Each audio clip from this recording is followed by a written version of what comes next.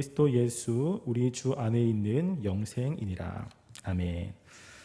우리가 오늘부터 화요일 날 그리고 목요일 날 금요일 날 이렇게 세 번의 전도 교육을 하게 됩니다.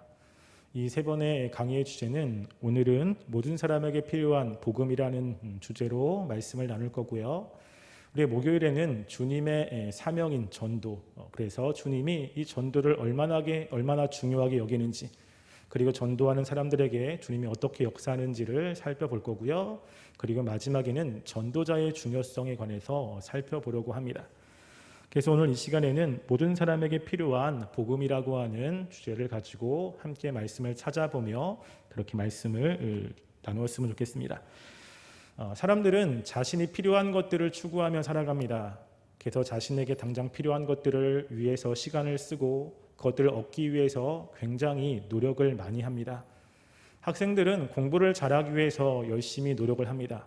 왜냐하면 그 공부가 자신에게 필요하기 때문이죠. 운동선수는 운동을 잘하기 위해서 열심히 노력합니다. 그래서 다른 사람이 공부하는 그 시간에 자신의 운동의 능력을 키우기 위해서 열심히 체력 단련을 하고 또 운동을 하지요. 사업하는 사람들은 자신이 관련된 그 사업을 잘 하기 위해서 열심히 정보를 모으고 그리고 사람들을 만나서 자신이 필요한 것들을 채우려고 자신이 원하는 것들을 이루려고 열심히 노력을 합니다. 이런 모든 것들은 그 한정된 사람에게만 이렇게 필요한 것입니다. 학생이 아닌 사람들은 굳이 학교 공부를 할 필요가 없습니다. 운동선수가 아닌 사람들은 굳이 그 종목에 관한 기술을 연마할 필요가 없습니다. 사업하지 않은 사람은 그 사업 아이템이나 이런 사람들을 만날 필요가 없습니다. 그 어떤 것들은 그 필요가 제한적인 사람들에게만 있는 것이 있습니다. 그런데 다른 것들은 어떤 것들은 모든 사람에게 필요한 것들이 있습니다. 그 중에 하나가 무엇이냐면 바로 건강이죠. 이 건강은 아이들도 또 중등부 아이들도 또는 어린들도 노년도 다 필요한 겁니다. 그래서 이 건강에 대해서 사람들은 관심이 되게 많습니다. 젊은 친구들은 그 건강이 항상 있는 것처럼 생각이 돼서 건강에 해로운 것들도 먹고 운동도 하지 않고 그러다가 어느 순간 건강에 이상 신호가 오게 됩니다. 그러면 그때부터 이제 건강에 대해서 신경을 쓰게 되죠. 그래서 이 건강이라는 것은 모든 사람들에게 다 해당되는 것입니다. 그래서 또 하나는 무엇이냐면 병도 그렇지요. 우리가 이 세상에 태어나면 다 병을 얻습니다. 그리고 병에 걸리지요. 그래서 병에 걸리기 때문에 이렇게 병원에 가서 치료도 받고 그것 때문에 돈이 많이 지출되니까 이 보험사들은 실비보험이라고 해서 그 병에 대한 것들을 이렇게 보장해 준다고 이야기를 합니다. 그래서 많은 사람들은 이 보험이라는 것들을 가입하게 되고 그 혜택을 누리지요. 왜냐하면 나도 그 병에 걸릴 수 있기 때문에 그렇습니다. 그래서 그 병에서 치료받기 위해서 병원도 또는 이런 보험도 이런 것들을 잘 마련하고 그리고 유지하게 됩니다. 또 우리가 반드시 있는 것 중에 하나가 바로 죽음이라는 것입니다. 사람들은 죽음을 별로 그렇게 달가워하지 않지만 이 죽음이라는 것은 모든 사람에게 있는 것입니다. 그래서 이 죽음이라는 것들을 어떤 사람은 잘 준비하고 어떤 사람은 죽음에 대해서 신경을 안 쓰지만 죽음은 모든 사람들에게 다 찾아오는 것입니다. 그래서 우리가 이 세상을 살아갈 때는 지금 내가 하고 있는 것에 한정되어서 필요한 것들도 열심히 준비해야 되지만 모든 사람에게 다 찾아오는 것들도 같이 준비하는 것이 필요합니다. 열심히 공부하면서 운동도 해야 되고 병에 걸리지 않기 위해서 나름대로 준비도 해야 되고 죽음이 있는 것들을 생각하며 그 죽음도 준비하는 것이 우리에게 필요한 것입니다. 근데 또 하나 우리가 필요한 것이 무엇이냐면 이 복음이라는 것도 모든 사람들에게 필요하다는 것입니다. 그래서 이 복음이 일부 한정된 사람에게만 필요한 것이 아니라 이 복음은 이 세상에 태어난 모든 사람들과 관계된 것입니다. 그렇기 때문에 우리가 이 복음을 전해야 되고 우리가 이 복음 가운데 있는지 우리 자신들을 늘 점검하는 것이 중요한 것입니다. 복음이 왜 필요하냐라고 하면 이 복음은 마가복음 2장 17절에 보면요 이런 말씀이 있습니다. 예수께서 들으시고 그들에게 이르시되 건강한 자에게는 의사가 쓸데없고 병든 자에게라야 쓸데있느니라. 나는 의인을 부르러 온 것이 아니요 죄인을 부르러 왔노라 하시니라 라고 이야기합니다. 복음이 필요한 사람들은 바로 이 죄인들이라고 하는 것입니다. 즉 죄가 없는 사람들은 하나님의 복음, 이 복음이 필요하지 않습니다. 그런데 죄가 있는 사람들은 모두가 다 이 복음이 필요합니다. 그 복음에 대한 필요성을 느낀 사람뿐만 아니라 그 복음에 대한 필요성을 느끼지 않는 사람도 이 복음이 필요하죠. 건강은 건강의 필요성을 느끼는 사람들만 필요한 것이 아니라 건강한 사람도 필요합니다. 왜냐하면 언제 어떻게 이 건강을 잃을지 모르기 때문에 그렇습니다. 우리가 복음도 마찬가지입니다. 내가 복음이 필요하다, 내가 예수를 믿어야 된다라고 간절하게 그것들을 원하고 추구하는 사람만이 아니라 아직까지 그 복음이 모르는 사람들도 필요한데, 왜냐하면 모든 사람들은 다 죄를 가지고 있기 때문에 그렇습니다. 그래서 로마서 3장 10절에 보면 의인은 없나니 하나도 없다고 이야기합니다. 모든 사람들이 다 죄를 가지고 있습니다.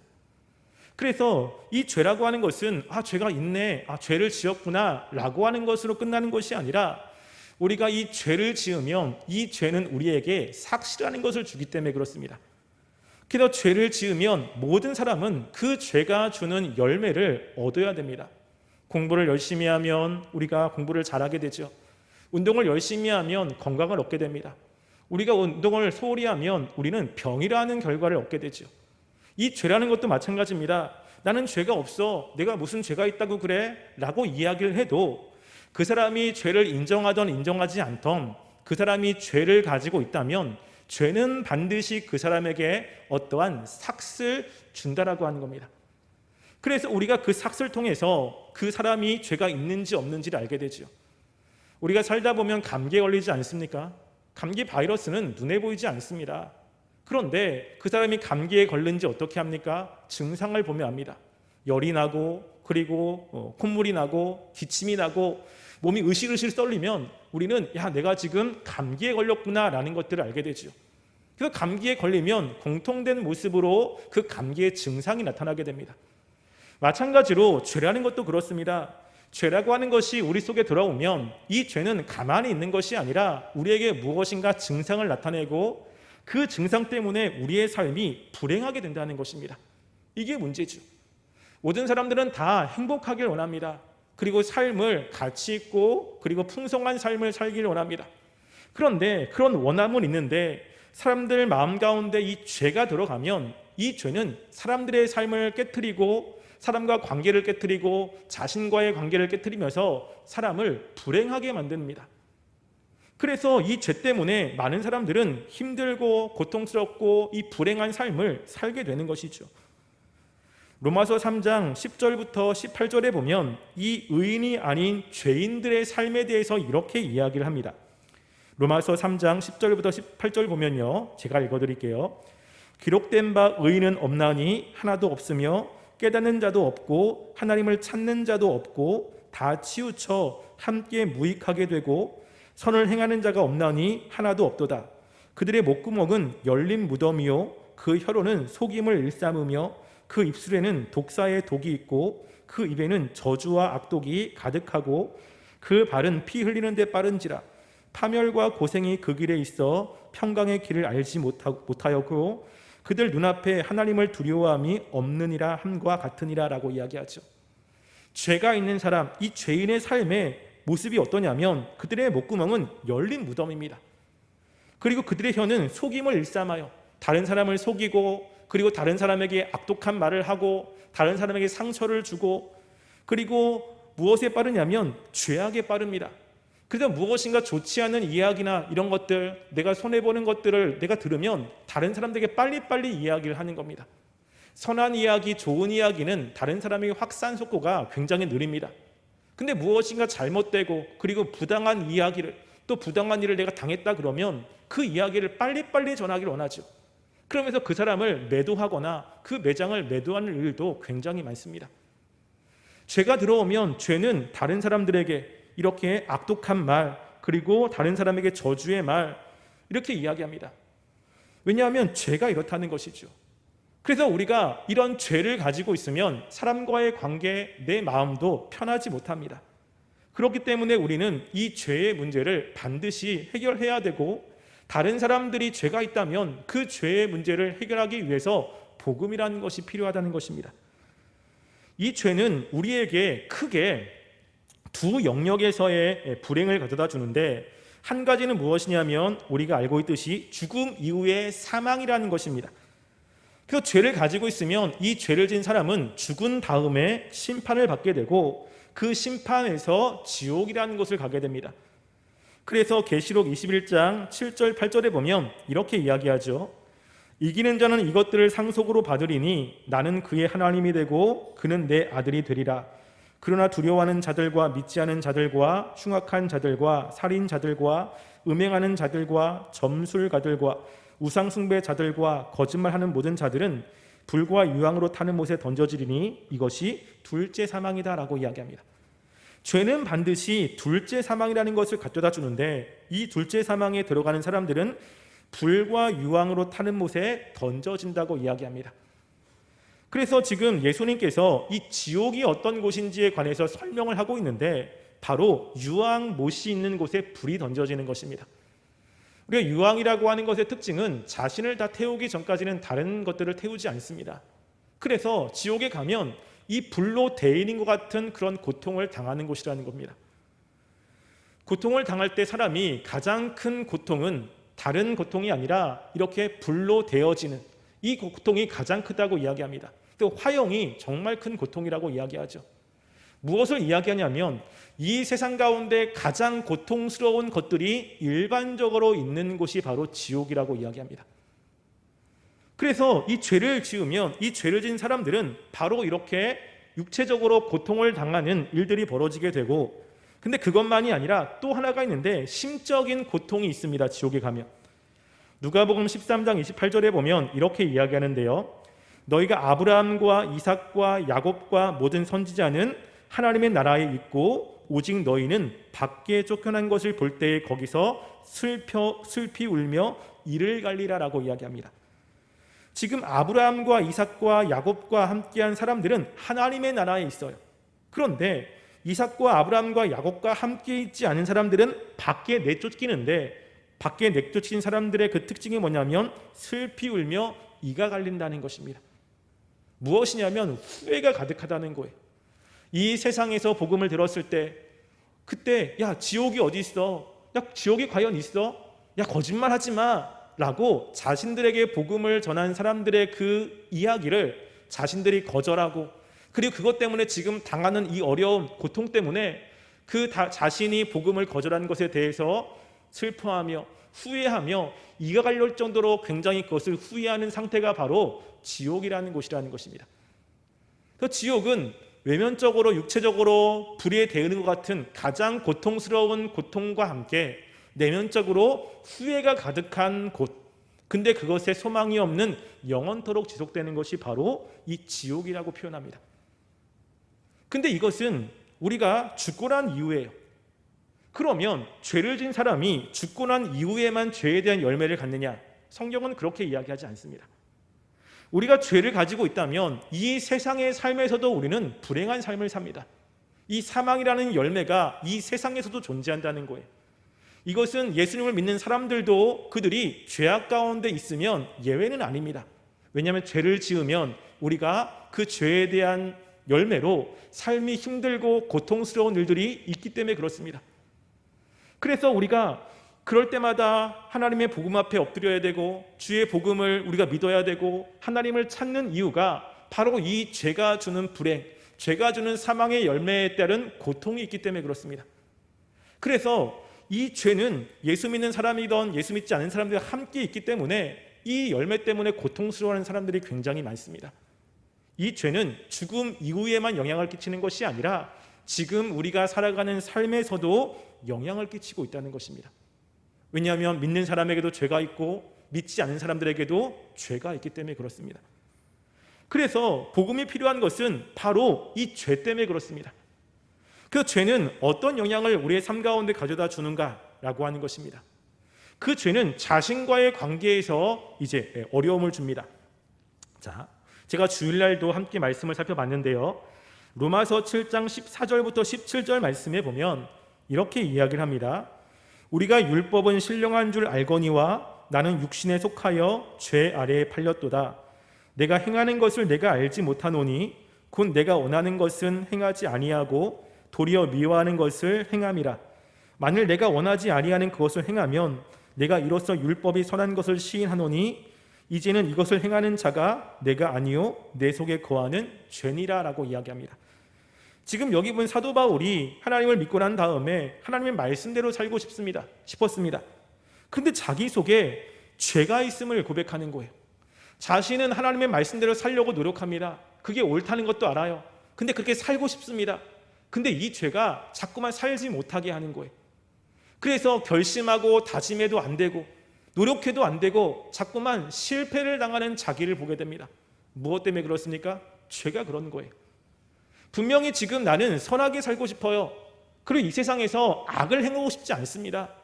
사람과 관계 속에서 그리고 내가 하고 있는 그 삶에서 정말 최선을 다하고 열심히 살고 싶습니다. 근데 죄가 있으면 그 죄는 못하게 만드는 거예요.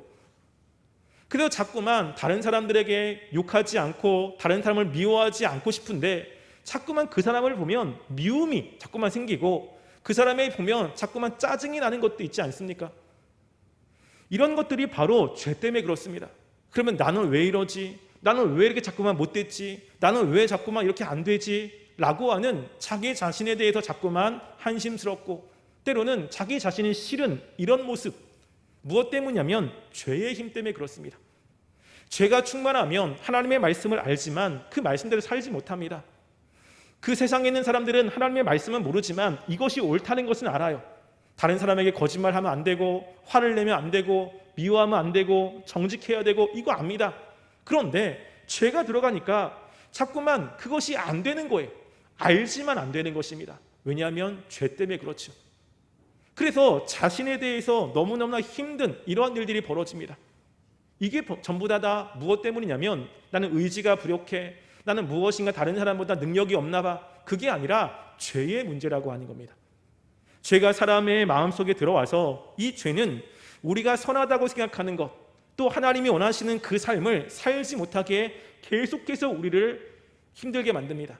그래서 사도 바울은 오라 나는 공고한 사람이라, 왜 나는 이렇지? 왜 나는 비참하지? 왜 나의 삶은 힘들지?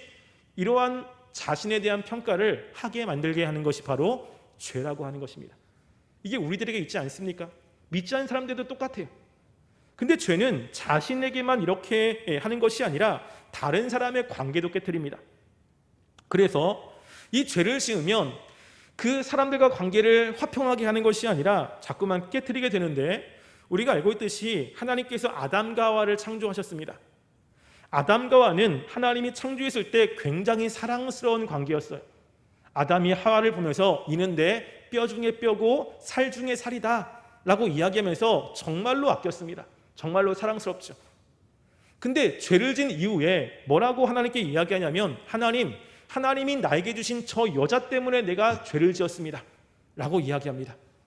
그러니까 아담은 그 전까지는 너무 사랑스러웠는데 자신이 무엇인가 잘못을 했는데 그 잘못에 대한 책임이 자기가 아니라 다른 사람이라고 하는 거예요. 그러니까 나는 잘못한 게 아닌데 저 여자가 유혹해서 그렇습니다 라고 하면서 죄에 대한 책임을 다른 사람에게 전가를 하죠. 근데 하와가 먹으라고 해도 그것을 들고 입으로 넣고 씹고 넘긴 사람은 아담이거든요. 하나님이 아담에게 선악과를 멀지 말라고 이야기를 했습니다. 그러면 안 먹으면 되는데 자신이 한 것은 쏙 빼놓고 다른 사람들의 잘못만 이야기하면서 저 사람 때문이다 라고 이야기를 하는 겁니다. 우리가 창세기 4장에 보면 아벨과 가인의 이야기가 있습니다. 하나님이 아벨의 제사는 받고 가인의 제사는 받지 않았어요. 이 가인이 화가 난 거예요. 왜 하나님이 나의 제사를 안 받지? 그러면 일반적이고 상식적인 생각은 뭐냐면 내가 무엇인가 하나님이 원하시는 그런 제사를 안 드렸나 보다. 그럼 내가 하나님이 원하시는 제사를 준비해서 드려야겠구나 라고 생각하면 참 좋은데, 이 가인은 어떤 생각을 했습니까? 저 아벨을 죽이면 된다고 생각한 거예요. 지금 문제는 자기에게 있는데 지금 아벨만 죽이면 된다고 생각하는 거예요. 그러면 자기의 제사를 받을 수 있다고 생각합니다. 그때 하나님께서 이 가인의 마음을 아시고 가인에게 창세기 4장 7절에 보면 이렇게 이야기합니다. 네가 선을 행하면 어찌 낫을 들지 못하겠느냐? 선을 행하지 아니하면 죄가 문에 엎드려 있느니라. 죄가 너를 원하나 너는 죄를 다스릴지니라 라고 이야기합니다. 지금 이 가인의 마음에 죄가 있어요. 죄가. 그래서 지금 죄가 가인을 원하고 있습니다. 근데 가인은 그거를 못 보는 거예요. 그래서 결국에는 이 죄의 다스림을 받아 이 가인은 아벨을 죽이는 데까지 가게 됩니다. 무엇이죠? 자기가 잘못했는데 자꾸 남 핑계를 대는 거예요. 너 때문이다, 네가 잘못이다, 이런 핑계를 대면서 사람들과의 관계를 깨트립니다. 그래서 다른 사람이 조금만 잘하면 나도 열심히 해가지고 그 경지에 오르면 되고, 나도 열심히 하면 되는데 잘하는 게 자꾸만 시기가 나는 거예요. 저 사람을 잘못하게 자꾸만 무엇인가 방해를 하고 무엇인가 하지 못하게 하는 마음들, 이런 마음들이 있다면 이것은 바로 죄가 있기 때문에 그런 마음이 드는 것입니다. 부끄러운 이야기지만 어제 저에게 있었던 이야기를 하나 하려고 합니다. 어제 저희 집사람과 함께 점심을 먹으러 송정해수욕장에 갔습니다. 거기에 맛있는 토스트가 있다고 해가지고 이제 교회에서 차를 몰고 이제 갔습니다. 부산지를 잘 모르기 때문에 내비게이션을 보면서 열심히 따라갔습니다. 근데 쭉 가다가 이제 그 송정해수욕장 쪽으로 이제 가야 되는 거예요. 그러니까 오른쪽으로 꺾어야 되는데 하필 그때 저희 집사람이 내비게이션을 이렇게 조작을 하는 거예요. 내비게이션 소리가 너무 크다고 조금 조작을 하는 겁니다. 그때 저는 그것을 이제 보는 거예요. 그래서 이렇게 해야 돼, 저렇게 해야 돼, 이거 눌러야 돼 라고 이야기를 하죠. 근데 그러다가 제가 길을 잘못 들은 거예요. 우측으로 가야 되는데 직진을 갔습니다. 직진으로 가면 다시 돌아오는데 거의 8km 정도가 걸려요. 시간도 지금 너무 배가 고프고 그리고 빨리 밥을 먹고 싶은데 돌아오려고 하니까 짜증이 난 겁니다. 내가 이야기는 하지 않았지만 속으로 무슨 생각이 드냐면, 왜 하필 그때 내비게이션을 만졌을까? 아니 그 전에도 만져도 되는데 왜 하필 그때 만졌을까? 그래가지고 왜 내가 오른쪽으로 가게 하지 못하고 신경을 다른 데로 분산시켰을까? 왜 그런 행동을 했지? 라고 하는 이 핑계가 자꾸만 생기는 거예요. 그래서 지금 내가 제 길로 가지 못하는 것은 우리 집사람이 그때 내비게이션을 만져가지고 내 시선을 분산시키기 때문에 내가 잘못된 길로 간 거 아니야? 라는 생각이 제 마음에 드는 거예요. 물론 곧 그 다음에 그게 아니다, 내가 그래도 정말 집중해서 가야 되는데 내 책임이다라고 생각을 바꾸긴 했지만 문득 드는 게 그런 겁니다.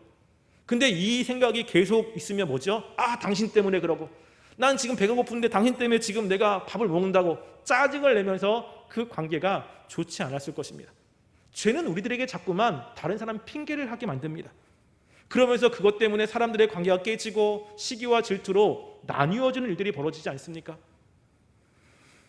지금 우리가 살아가면서 정말 좋은 것들이 많습니다. 지혜도 되게 중요하죠. 살아가면서 지혜는 너무너무나 중요합니다. 그런데 그 지혜도 이 죄가 사용한다는 거 아십니까? 야고보서 3장 15절부터 18절 말씀해 보면 이렇게 이야기합니다. 이러한 지혜는 위로부터 내려온 것이 아니요라고 이야기해요. 이런 것은 이제 하나님이 주시는 지혜가 아니에요.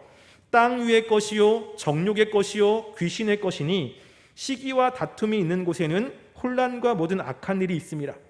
오직 위로부터 난 지혜는 첫째 성결하고 다음에 화평하고 관용하고 양순하며 긍휼과 선한 열매가 가득하고 편견과 거짓이 없나니 화평하게 하는 자들은 화평으로 심어 의의 열매를 거두느니라 라고 이야기합니다. 지혜가 있는데 마귀의 지혜가 있다는 거예요. 죄에 따른 지혜가 있다는 것입니다. 그 지혜는 어떤 것이냐면 그 지혜를 자꾸만 쓰면 사람들에게 시기와 다툼이 있어요. 우리가 지혜는 삶에서 굉장히 중요한 것입니다. 어떤 문제가 있을 때 그 지혜를 가지고 문제를 해결하게 되고, 사람과 관계가 틀어졌을 때 지혜를 가지고 사람과의 관계를 화목시키게 만들죠. 그런데 이 지혜를 죄가 쓰는 거예요. 죄가 쓰면 그 사람들과의 관계를 자꾸만 다투게 만드는 거예요. 자기가 보는 걸 가지고 그 사람 때문에 그래, 그 사람이 이렇게 해서 그런 거 아니야, 야 이게 문제지 않아, 저게 문제지 않아 라고 이야기해서, 지혜는 참 좋은 건데 그 지혜를 죄가 쓰면 그 지혜 때문에 공동체가 깨지는 겁니다. 집안의 관계가 깨지고요. 그리고 무엇인가 자꾸만 문제가 생기는 것입니다.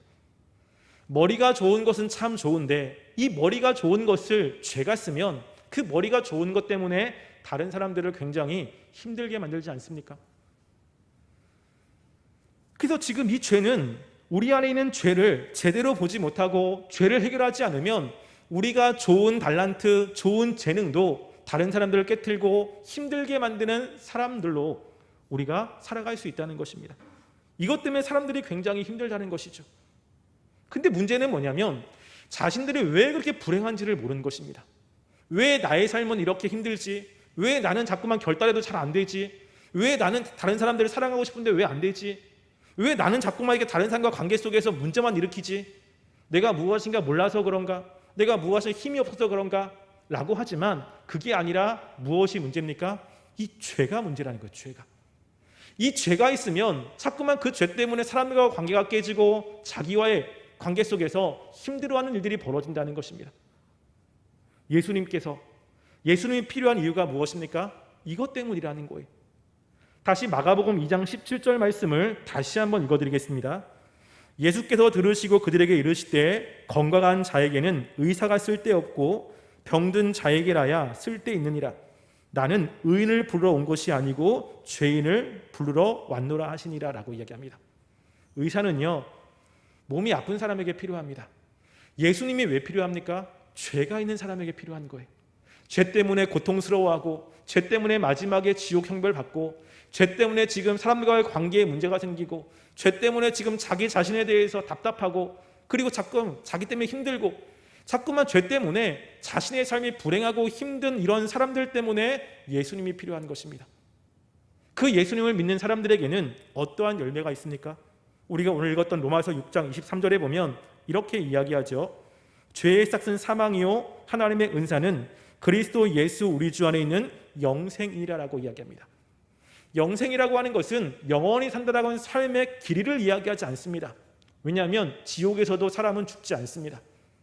그 영원히 살아가는 길이가 아니라 이것은 질적인 것을 이야기합니다.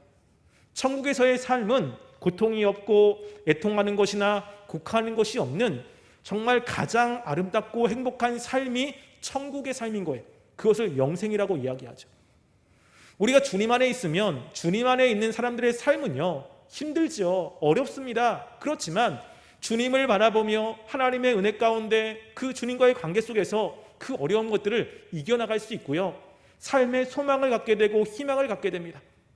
다른 사람이 볼 때는 삶이 불행하고 그리고 그것 때문에 정말 그 사람이 과연 살 수 있을까라고 하는 환경 속에서도 소망을 갖게 됩니다. 그것이 바울을 통해서 우리는 볼 수 있지 않습니까? 바울은 감옥에 들어갔습니다. 언제 죽을지 모르는 거예요.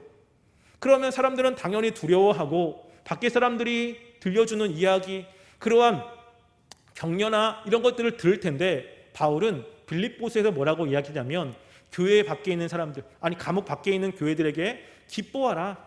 내가 다시 말하노니 기뻐하라. 자신은 주님 안에서 기쁨이 있는 거예요. 이해가 안 되는 거죠. 당연히 슬퍼하고 당연히 힘들고 당연히 좌절하며 그 삶을 낙심하며 살아갈 수밖에 없는데 예수님을 믿으니까 그 복음이 그 안에 있으니까 그 안에 기쁨이 있는 것입니다.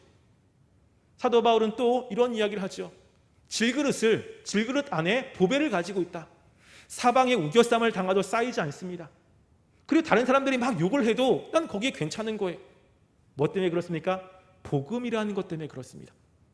우리가 정말로 믿고 있는 이 복음에는 능력이 있습니다. 우리가 복음을 온전히 가지고 있다면 그 복음은 우리의 삶을 윤택하게 만들고 우리의 삶의 질을 바꾸게 됩니다. 사람과의 관계, 힘든 관계도 우리는 그 복음 때문에 잘 유지할 수 있고 화평의 관계로 만들 수 있습니다. 이 복음에는 이런 능력이 있는 것입니다. 그래서 우리가 가서 전도하며 나가는 것은 사람들에게 이러한 복음의 능력을 경험하고 지금 죄 때문에 힘들어하는 그 힘든 것들을 예수님을 믿음으로 극복하고 죄의 싹신 사망이 아니라 하나님이 주시는 그 영생, 그 영생을 삶으로 경험하게 하기 위해서 복음을 지금 증거하고 있는 것입니다. 따라서 우리가 복음을 전할 때 자신감을 가지시고 이 복음의 가치를 먼저 우리가 경험하며 다른 사람들에게 증거하는 삶이 되었으면 좋겠습니다. 이 복음은 몇몇 사람만 필요한 것이 아니고요, 모든 사람들에게 필요한 것입니다. 왜냐하면 이 복음은 죄와 관련되어 있고 이 죄로부터 고통스러워하는 것들이 보여지고 이 죄 때문에 사람들과 관계가 깨지고 죄 때문에 자꾸만 비관적인 생각 그리고 자꾸만 소망이 없는 이렇게 살아가는 사람들에게 지금 필요한 것이 바로 이 복음인 것입니다. 우리도 삶을 살아갈 때 힘든 것 있지만 그때 정말로 내가 믿고 있는 복음이 어떤 것인지 그것을 한번 깊이 묵상했으면 좋겠고요. 이렇게 가치 있는 이 복음을 우리도 소유할 뿐만 아니라 주변의 사람들에게 전하며 그 복음의 유익을 누리는 우리와 그리고 주변 사람들이 되게 하기 위해서 늘 애쓰는 삶이 되기를 간절히 소원합니다.